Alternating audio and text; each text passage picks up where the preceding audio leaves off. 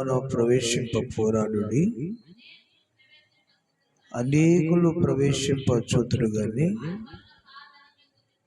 వారి వలన కాదని మీతో చెప్పుచున్నాను.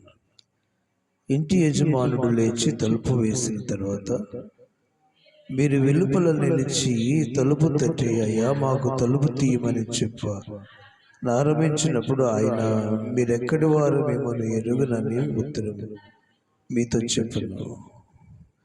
అందుకు మీ సముఖమున మేము తిని త్రాగుచుంటిమి, నీవు మా వీధులలో బోధించితివని చెప్పసాగుదురు. అప్పుడైనా మీరెక్కడి వారు, మిమ్మల్ని ఎరుగునని మీతో చెప్పుచున్నాను. అక్రమము చేయి మీరందరూ నా యొద్ద నుండి తొలగిపోండి అని చెప్పారు. దేవునికి మహిమ కలుగును గాక.